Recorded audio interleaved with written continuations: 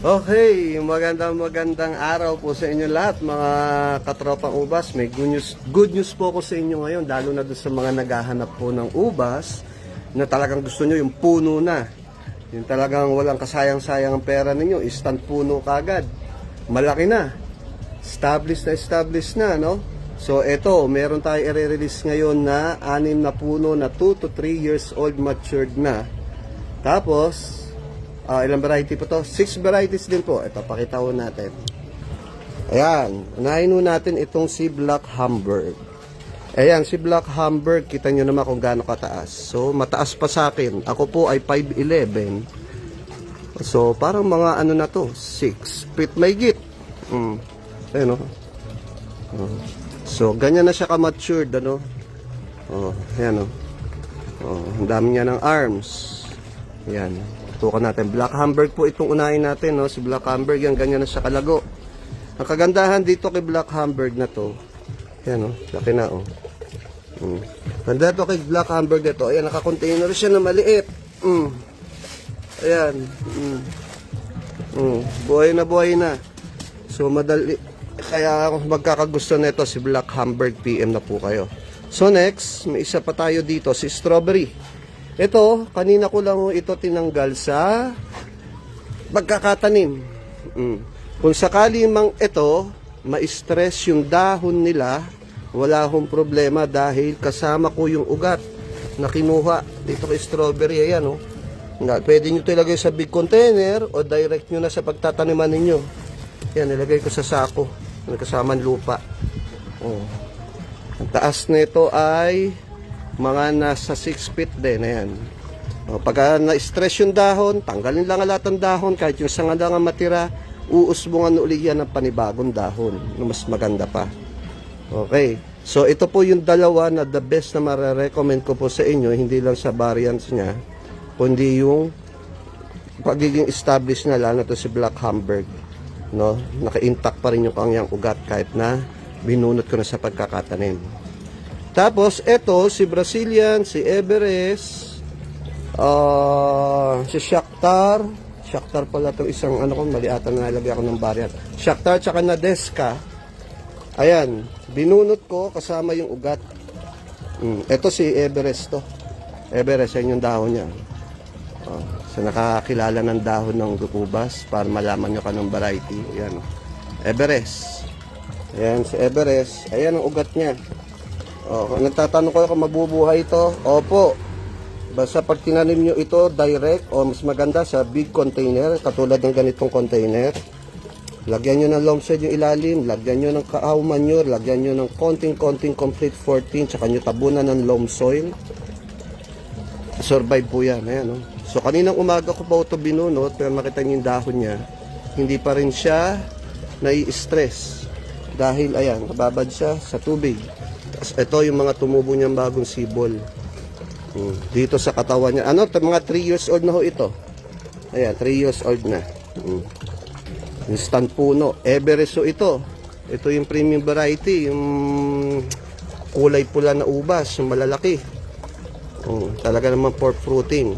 Tamis siya. Everest. And then next, ito si ano to si Brazilian hybrid, no? Tapos yung Brazilian hybrid green up lang natin kay Catawba. Ayun, medyo may bunga pa nga, Tapos yung isang stem niya ay Catawba, kaya isang puno na to.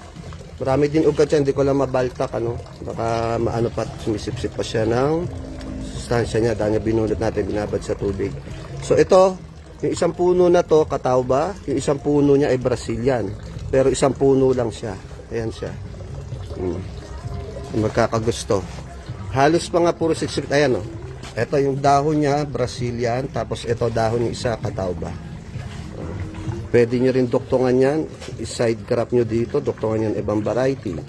Dahil si Brazilian tsaka si Catawba, good for the rootstock yan. Matibay yan. And next, ito si Nadeska. Ito nalagyan ko siya ng ng screen. Kasi pinatibay ko yung stem niya, may tumutuka kasing bibe. So nilagyan ko ng stem. O yan, dami di ugat niya,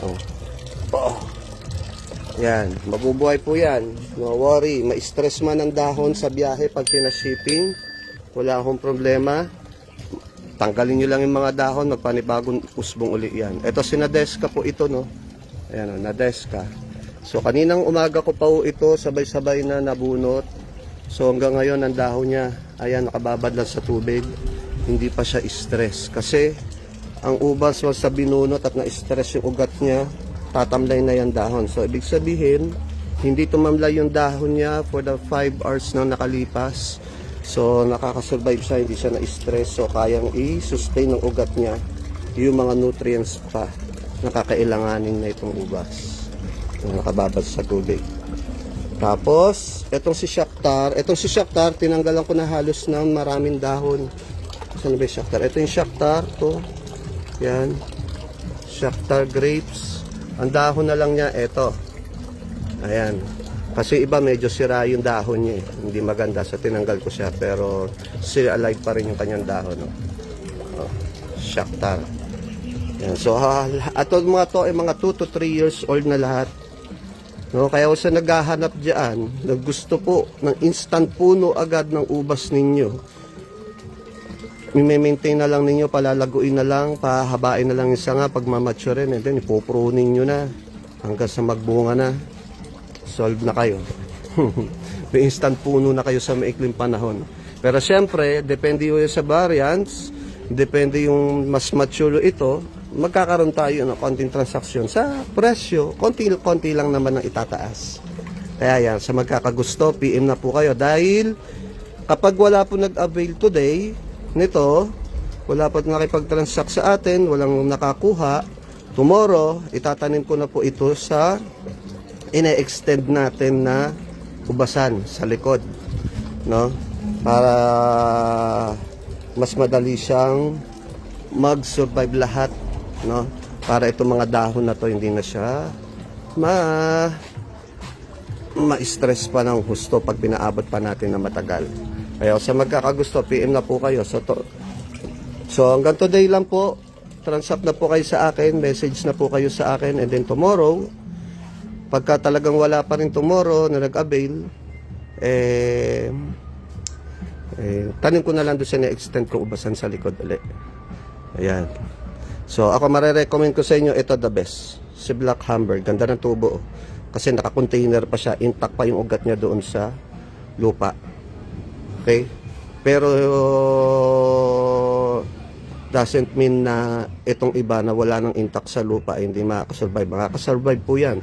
Yung mga nakapalo po sa akin, kung nakikita po ninyo yung green up ko doon na nasa container na kataba, nilipat ko lang ho ng pwesto yung kataba na yun, nilagay ko sa container, and then dinuktungan ko siya ng Baikonur. Kita nyo po, yung mga nakakapanood ng mga pinost ko nakaraan, yung dinuktong ko na Baikonur doon, may bunga ngayon.